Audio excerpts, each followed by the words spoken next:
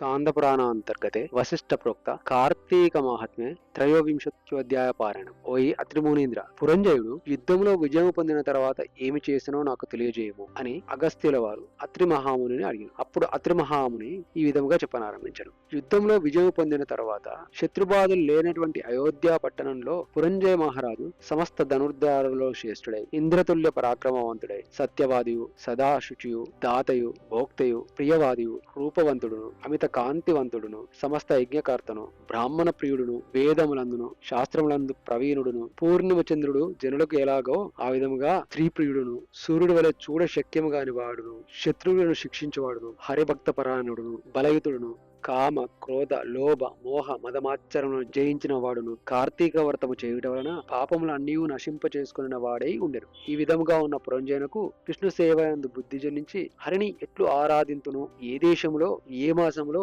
ఏ క్షేత్రంలో సుఖంగా ఆరాధింతును అని చింతించుచున్న రాజుకు ఆకాశవాణి ఇట్లు చెప్పను. ఓయి పురంజయ, శీఘ్రముగా కావేరీ తీరమునకు పొమ్ము. అచ్చట శ్రీరంగము అను దివ్య క్షేత్రమున్నది. ఆ క్షేత్రమునందు శ్రీరంగనాథుడు నివసించుచున్నాడు. కాబట్టి సంసార ఛేదమును చేయువాడు శ్రీరంగనిలోని సేవించుము అని చెప్పి ఊరకుండాను. ఆ మాట విని రాజు అయోధ్య పట్టణం విడిచి తన చతురంగ బలములతో కూడి అనేక క్షేత్రములను, తీర్థములను చూచు కావేరీ మధ్య ఉన్న శ్రీరంగమును చేరను. కార్తీక మాసం అంతయు అచట ఉండి కావేరీ మధ్య నివాసి అయిన శేషసాయును, విశ్వమంగళును అయిన శ్రీరంగనాథ స్వామిని పూజించుచు కార్తీక వ్రతమును శాస్త్రోక్తంగా చేశాను. కృష్ణ కృష్ణ అని గానము చేయుచు, గోవింద వాసుదేవ అని నిరంతరము కీర్తించుచు, విష్ణు పూజా పరాయణుడై స్నాన, దాన, జప, హోమములు, దేవాభిషేకములు చేయుచు శేషసాయి శ్రీరంగనాథుని విధియుక్తంగా ఆరాధించి ఆ మాసమంతయు వ్రతములు చేసి మాసాంతమందు ఉద్యాపన చేసి తన పట్టణమునకు బయలుదేరాడు. మధ్యలో ఉన్న దేశములను చూచు సమృద్ధి అయిన తన దేశమునకు పోయి అందున్న అయోధ్య పట్టణమును చూశాను. ఆ అయోధ్య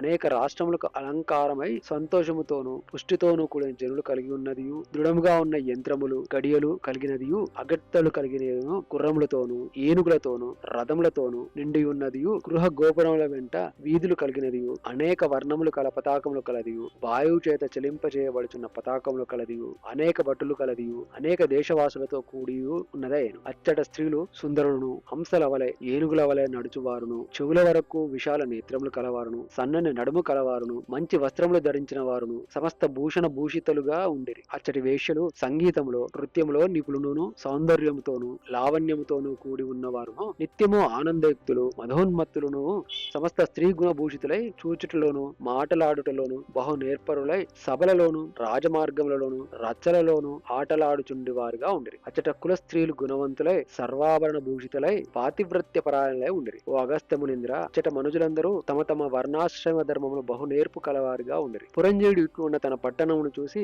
సంతోషించను. యథా రాజా తదా ప్రజ అను న్యాయమును పట్టి రాజు న్యాయవర్తనుడైనచో ప్రజలను న్యాయమందే ఉందురు కదా. పురజనులందరూ రాజు వచ్చటను విని వేలు వేలుగా వచ్చి ఎదుర్కొనిరి. రాజు మీద పేలాలు, పుష్పములు చల్లిరి. రాజు పట్టణంలో ప్రవేశించి తన ఇంటికి చేరిన దగ్గర నుండి ధర్మయుక్తంగా భూమిని పరిపాలించరు. తర్వాత కుమారులు, మనుమలు కలవాడై అనేక భోగములను అనుభవించి చివరకు కుమారునికి రాజ్యభారమును అప్పగించి తన భార్యతో కూడి వనమునకు పోయి వానప్రస్థాశ్రమమును అవలంబించి కార్తీక మాస వ్రతమును విలువక చేయుచు హరిభక్తిని స్థిరముగా చేసుకుని దాని చేత వైకుంఠ లోకవాసి సుఖముగా ఉండదు. అగస్త్య మునీంద్ర, కార్తీక వ్రతము మహామహిమ గలది. ఈ కార్తీక ధర్మము హరిప్రీతికరం. కార్తీక వ్రతము చేయువాడు పరమపదము పొందును. అవసరమై చేసినను ఉత్తమగతి పొందును. సమస్త సౌఖ్యములను ఇచ్చునదియు కలి కల్మష నాశనకారియును అయిన కార్తీక వ్రతమును చేయని వాడు దుఃఖమును పొందును. హరిభక్తియుతుడై శుచితో ఈ అధ్యాయమును వినినవాడు సమస్త పాతకములను నశింప చేసుకుని పునరావృత్తి రహితమైన మోక్షమును పొందును. ఇది స్కాంద ప్రాణాంతర్గతే వశిష్ఠ ప్రోక్త కార్తీక మహాత్మ్యే త్రయోవింశత్యోధ్యాయ పారాయణం సంపూర్ణం.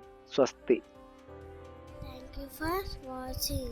For more videos, like, comment, share, subscribe.